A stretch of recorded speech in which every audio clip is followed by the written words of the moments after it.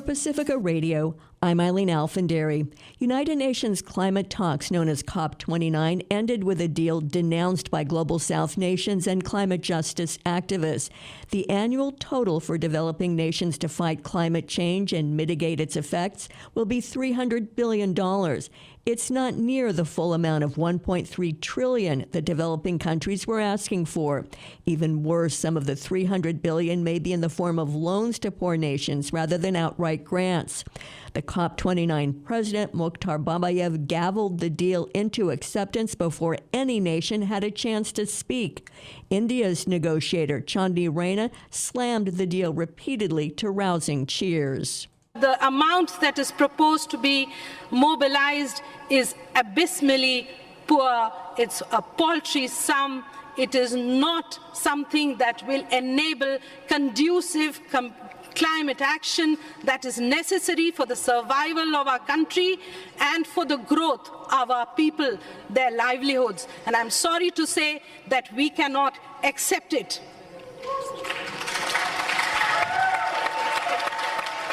One woman or girl is killed every 10 minutes at the hands of their partner or a close relative. That's the startling finding of a new United Nations report on femicide. The report says violence against women and girls remains pervasive globally.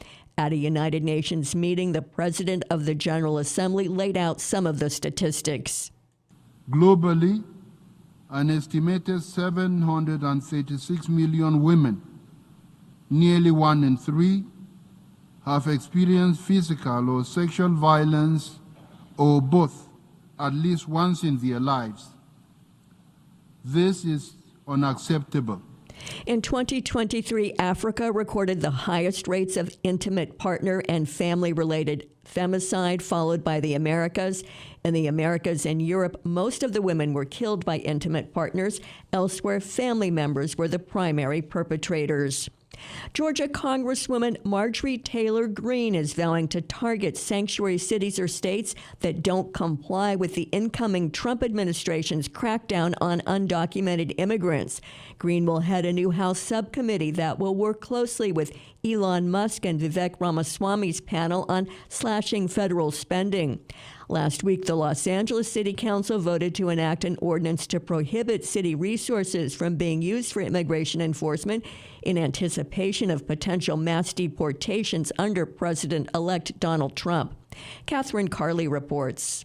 Some Democratic state and city officials have vowed to resist the mass deportations, but Georgia Republican Congresswoman Marjorie Taylor Greene says they risk losing federal funding. They want to use this funding to harbor illegal criminal aliens, then yeah, we're coming after their money, and they don't deserve a single penny of it. Civil rights groups say Trump's plan for mass deportations will have negative economic impacts nationwide. Sarah Everett with the ACLU of Arkansas says crucial state industries such as meatpacking and agriculture rely on migrants. We're certainly talking about a rise in grocery costs. And what we've seen in previous upticks in deportation has been inflation as well as labor costs. The ACLU is encouraging recent immigrants to carry their legal documents with them and have an established relationship with an attorney. The estimated 4 million mixed immigration status families could be forcibly separated. I'm Catherine Carley for Pacifica Network and Public News Service. The Israeli ambassador to Washington says a ceasefire deal to end fighting between Israel and